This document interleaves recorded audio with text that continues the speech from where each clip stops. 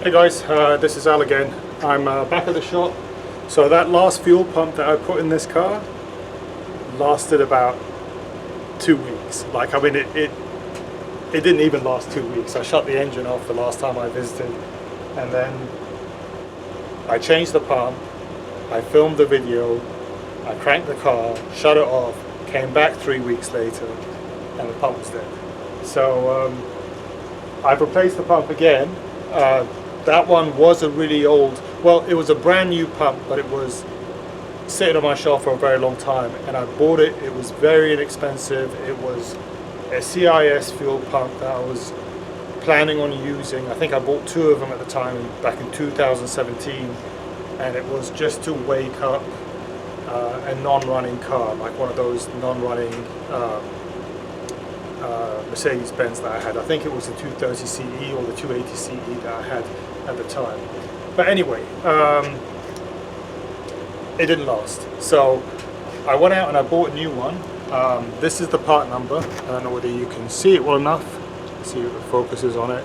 It's by a company called Hayg, Hayg, I guess.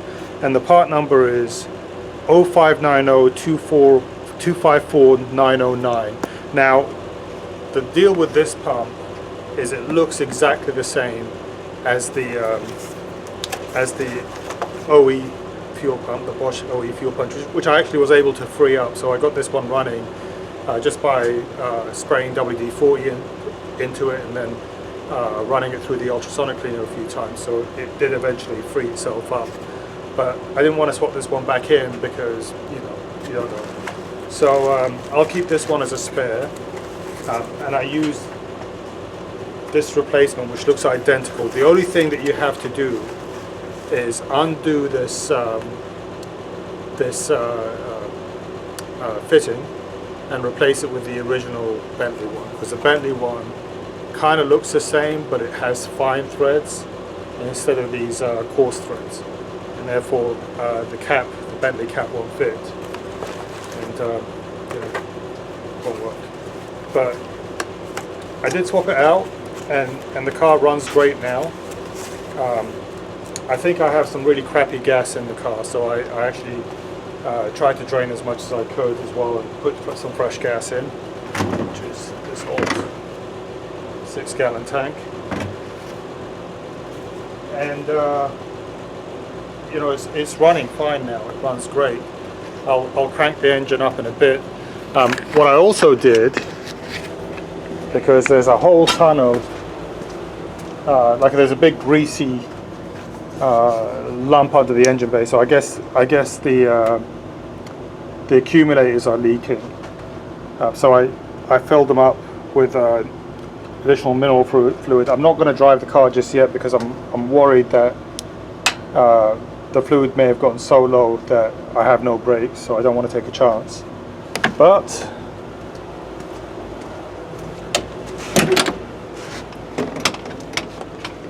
the car now runs.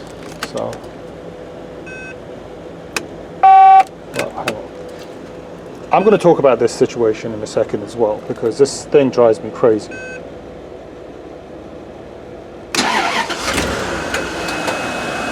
So, car starts fine, runs great.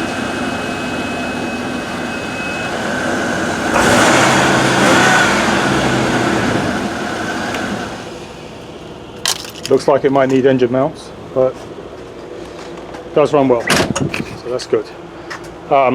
So that's all topped up now. I've got to figure out how to figure out that leak.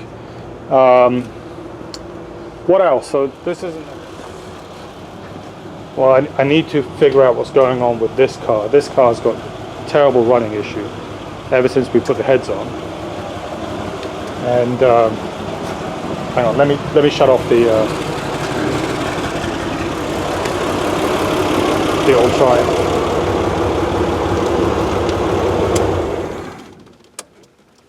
Okay.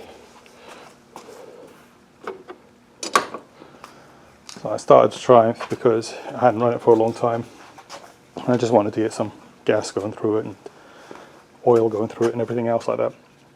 So this car, put the heads on, put the fuel distributor on, bled the cooling system. The car runs, you know, okay, but it's sucking down gas at an alarming rate, and it's also got a miss. And what I think is going on is either that fuel distributor has a problem with it, or one of the injectors is just stuck wide open. Because it will drain a tank in like 30 minutes. So there's no return effectively, it's just going full steam and draining a tank in 30 minutes. So yeah, so I'm not sure exactly what's going on with this thing, and I'm probably going to have to spring for a set of injectors because, which isn't really the worst thing in the world, at least on this side. I mean, it's dead simple. On the other side, it may be a little bit harder to get to. Yeah, this side is a little bit harder to get to because I can't even see the injectors, so I guess that makes them hard to get to. Yeah, there's one. So so this one's a little bit trickier to get to, but on that side, I mean, it's not too bad. And yeah, I got to figure out what that problem is, and it may be the fuel distributor, it may be the injectors that are bad. I'm probably going to start with injectors. The fuel distributor is not the worst thing in the world because the kid knows how to rebuild them. He did one for a friend of mine on his 89 Turbo R, and it basically solved all its problems. So I have full confidence in his ability to be able to rebuild that fuel distributor. And he kind of likes doing those kind of finicky jobs. I may just order a kit for that thing. Actually, seeing as we're here, let's try to see what the part number is for that fuel distributor. Let's see if I can get it to focus. If not, it's over there, but I'll see if I can stuff my phone down there and see it. So yeah, so once I get that figured out, the dash is in the car now, and it looks 90%, well, 90% better than it did before, but still not perfect because my veneering work isn't fantastic. The lady who retrimmed the dash covers though did a fine job, and I'm happy about that. So yeah, so aside from that, I mean, there's plenty of other work to do. There's some work on the Cadillac. I want to wire up a radio to that car because that Cadillac's a lot of fun to drive, and it's super simple. You know, it just starts and runs all the time. But it doesn't have a radio. It's got speakers, but it doesn't have a radio. It had some kind of big stereo system in place with amps and everything else that the owner took away. But that 6.9 that I bought like last year or something like that, I can't remember when I bought it, but had a pile of amps in the back. So maybe we can try getting those going and repurposing them. At some point I want to put insulation up on the ceiling because it gets to about 130 degrees in the summer in this building, and if I can get some insulation in here, I think it would make it a little bit less miserable to work out of. And I don't think it's going to be that hard a job. I was actually looking at it today, and I think if I can use like insulation panels, the 8x4s, and some wire, I should be able to push them up there and have them up against the wall. So you know, that might work. Who knows? We'll see. Okay, so apart from that, everything, this is pretty much my update for today. I may come back here again tomorrow and do another video. The weather's just glorious. I've got to cut the grass. So thank you very much, guys. Appreciate it. Bye-bye.